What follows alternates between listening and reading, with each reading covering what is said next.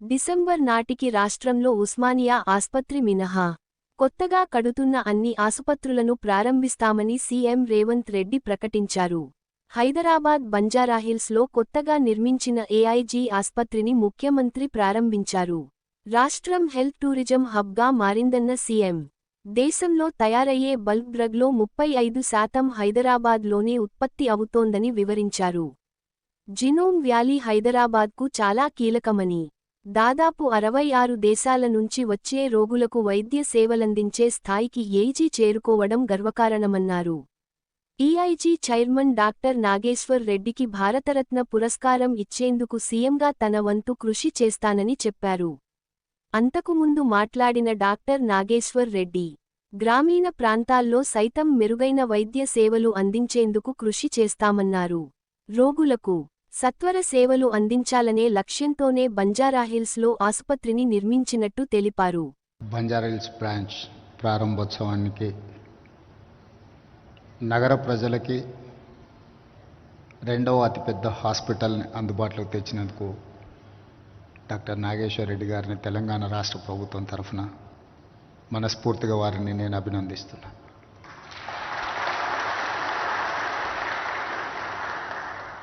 25 సంవత్సరాల క్రితం ఈ నగరంలో గ్యాస్ట్రో ఎంట్రాలజిస్ట్ స్పెషలిస్ట్గా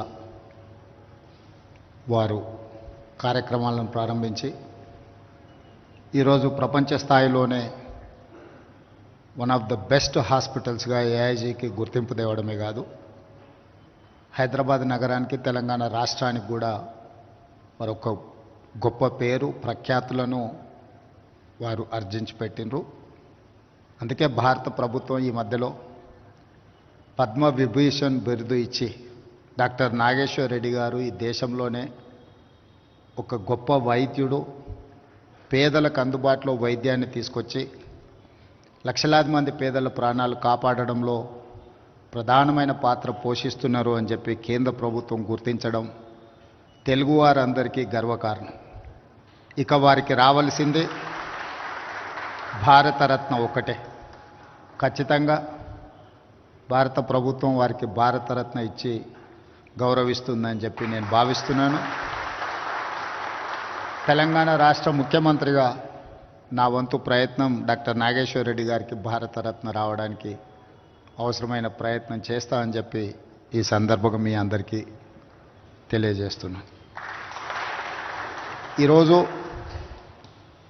హైదరాబాద్ నగరం, తెలంగాణ రాష్ట్రం ఒక హెల్త్ టూరిజం హబ్గా మారింది. యుఎస్లో జినోమ్ వ్యాలీ, యుఎస్లో సిలికాన్ వ్యాలీ ఉంటే ఈరోజు మనకు హైదరాబాద్లో జినోమ్ వ్యాలీ ఉంది. బల్క్ డ్రగ్స్ ఉత్పత్తిలో దేశంలోనే 35% బల్క్ డ్రగ్స్ ఒక హైదరాబాద్ తెలంగాణ రాష్ట్రం నుంచే మనం ఉత్పత్తి చేస్తున్నాం. అదేవిధంగా మొన్న వచ్చిన ఉపద్రవం కోవిడ్ సందర్భంగా 4 వ్యాక్సిన్లలో 3 వ్యాక్సిన్లు మన ప్రాంతం నుంచే, తెలంగాణ రాష్ట్రం హైదరాబాద్ నుంచే ఈరోజు మనము అందిస్తున్నాము అని అంటే